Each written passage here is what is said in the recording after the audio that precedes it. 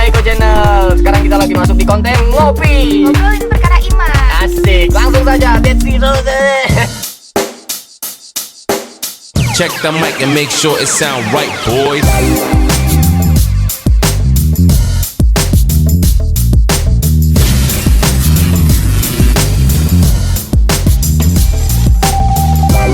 Assalamualaikum warahmatullahi wabarakatuh. Waalaikumsalam warahmatullahi wabarakatuh. Kembali lagi di Abinya Iko Channel. Oke teman-teman, konten hari ini ngopi, ngobrolin perkara iman, yaitu membahas tentang tanda-tanda akhir zaman dan munculnya Dajjal. Karena di saat ini anak muda kurang paham tentang ini. Nah, kita akan bahas tentang tanda-tanda akhir zaman dan munculnya Dajjal. Ya, sekarang akan kita pertanyakan oleh Ustadz Vicky tentang bagaimana sih tanda-tanda akhir zaman dan kapan munculnya Dajjal itu. Biar semua anak-anak muda di luar sana tahu tentang hal ini. Silakan jawab. Ya, sebelumnya, baiklah. Bismillahirrahmanirrahim. Assalamualaikum warahmatullahi wabarakatuh. Baiklah para pemirsa Abinya Iko Channel yang insya Allah dirahmati Allah. Kali ini ngopi temanya adalah tanda-tanda kiamat dan munculnya Dajjal. Namun sebelum saya membahas tentang tanda-tandanya akhir zaman yang baik, yang bisa dimengerti oleh para pemirsa Abinya Iko Channel, segala sesuatu yang tadinya ada akan berubah menjadi tidak ada. Yang tidak ada menjadi ada, dan dari ada menjadi tidak ada. Artinya apa? Semuanya yang ada pasti akan berakhir. Nah, jangankan akhir zaman, kita sakit aja ada tanda-tandanya. Kita mau pilek nih, badan greges, pusing, demam, akhirnya pilek. Apalagi zaman dimana ini adalah hasil karya Sang Maha Pencipta bumi dan alam semestanya. Yang tadinya ada pasti akan menjadi tidak ada, akan hancur dan akan binasa, karena tidak ada lagi yang kekal kecuali Allahu al-akhir, yang maha terakhir. Maka semua ciptaannya akan musnah. Ada awal pasti ada akhir ya Pak? Pasti ada awal, pasti ada akhir. Sehingga Allah juga sebelum tanda-tanda ini, sebelum kemusnahan akhir zaman ini, Allah memberikan tanda-tandanya.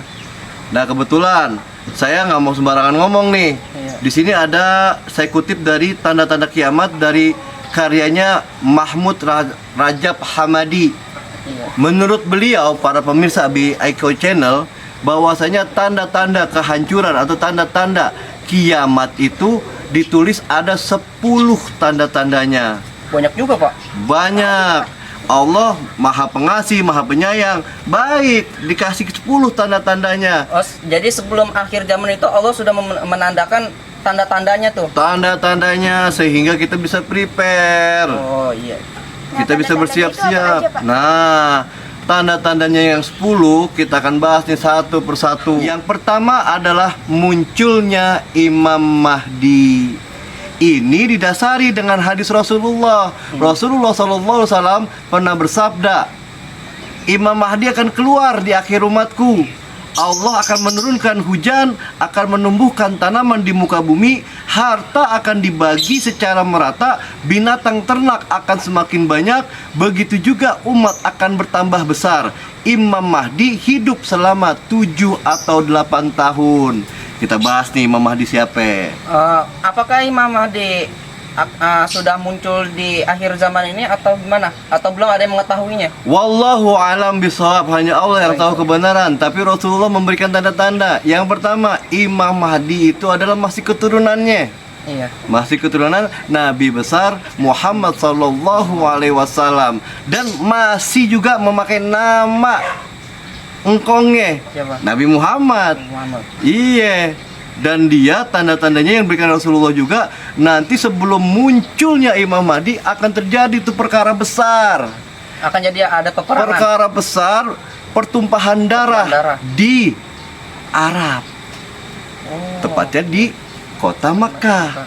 Setelah nanti ada pemimpin Arab atau raja Arab yang sangat arif, yang sangat alim meninggal, perebutan tahta, bahkan pertumpahan darah. Imam Mahdi bukan diramalkan ya, diprediksikan diangkat, akan dibayat. Nah, ketika pembayatan Imam Mahdi, kalau bisa yang mendengar informasi itu jalan menuju tempat itu, menyaksikan dan melihat langsung pembayatan Imam Mahdi. Jadi Imam Mahdi itu sebenarnya orang biasa aja kayak kita nih, tapi masih keturunan Nabi. Oh iya. Nanti Banyak orang kita tidak tahu ya. Nah, dia orang biasa kayak kita tapi masih keturunan Nabi. Iya. Nanti ketika pembayatan menjadi seorang imam, itu Allah akan menurunkan ilmu, segala ilmu dalam satu malam Pada Imam Mahdi.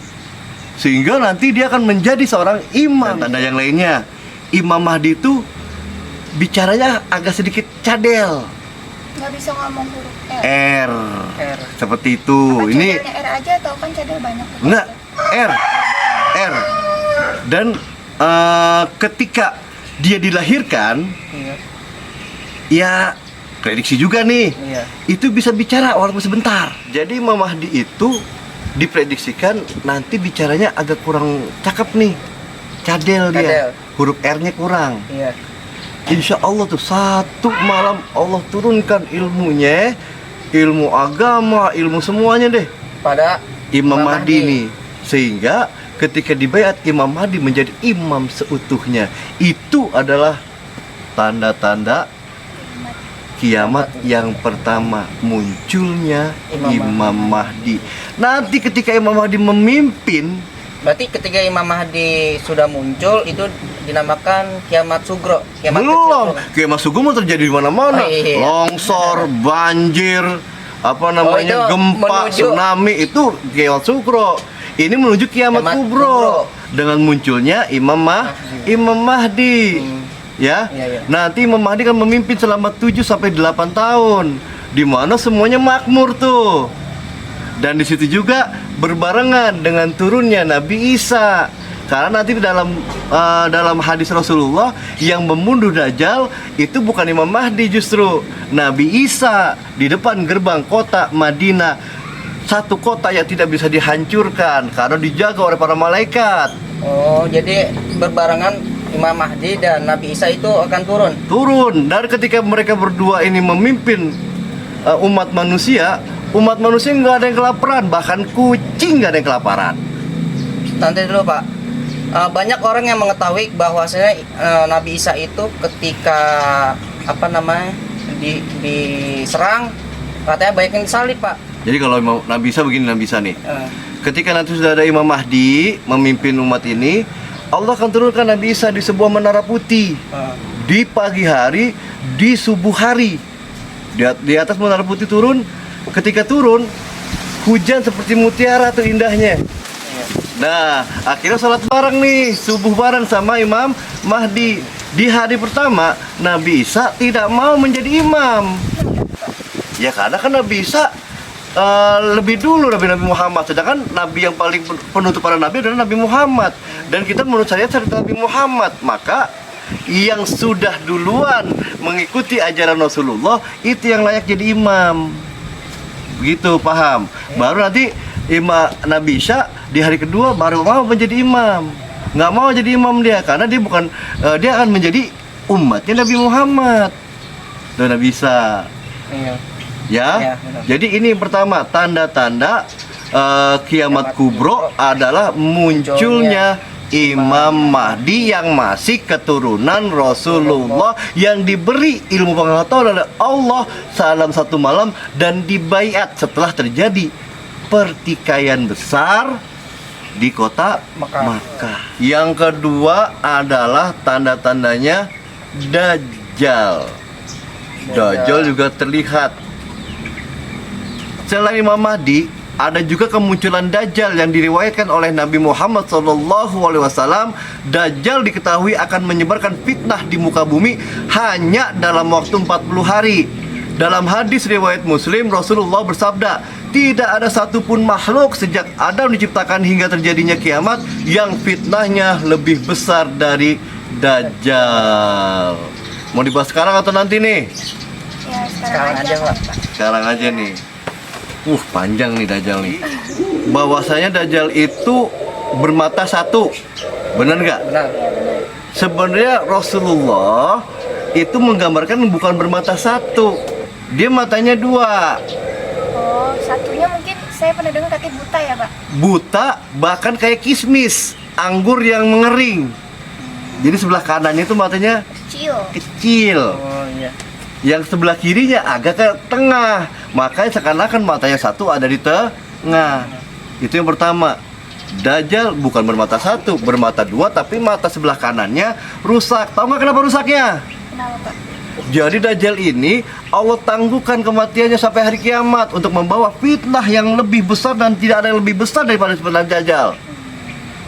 Jadi itu namanya Dajjal itu lahirnya dari zaman Nabi Lut. Udah muncul Dajjal itu. Udah lahir dari seorang ibu dan seorang bapak, di mana ini masih saudara, insen. Insan. Sehingga lahirlah Dajjal. Belum rusak tuh, masih cakep. Nah, fitnah pertama yang muncul, ini langsung aja singkat cerita nih ya. Cerita. Dari zaman Nabi Lut udah lahir tuh. Pertama kali muncul fitnahnya adalah di zaman Nabi Musa. Ketika Nabi Musa eksodus, pindah besar-besaran dari Mesir ke tanah yang dijanjikan oleh Allah. Iya. Singkat cerita lagi, Nabi Musa mendapatkan wahyu. Kalau orang sono, orang sebelah bilang mendapatkan 10 commandment, 10 perintah. Iya. Nah, berangkatlah tuh Nabi Musa ke Bukit Tursina selama 30 hari. Ya. Tapi di dalam perjalanannya Nabi Musa itu melakukan kesalahan kecil, yaitu menyikat giginya. Karena dia merasa giginya udah mulai bau. Maka Allah tambah lagi 10 hari. Nah, kaumnya menunggu nih Nabi Musa turun dari Bukit Tursina. Nah, di sini Dajjal bermain, bernama Samiri. Ingat siapa namanya? Samiri. Samiri. Semuanya hancur. Ada bayi yang diselamatkan. Yang menyelamatkan dulu nih, Sel. Yang menyelamatkan ada malaikat Jibril. Jadi nih bayi diasuh oleh malaikat Jibril. Siapa ini? Ya Dajjal tersebut. Dajjal diasuh sama malaikat Jibril. Malaikat Jibril. Baru tahu kan? Baru tahu kan? Diasuh sama malaikat Jibril. Sehingga dia mengikuti kemanapun Jibril pergi. Bahkan ketika orang beriman berperang, itu jangan bilang malaikat kagak turun, ikut ngebantu. Wah, jangan lupa like, comment, share, dan subscribe ya. Mantap.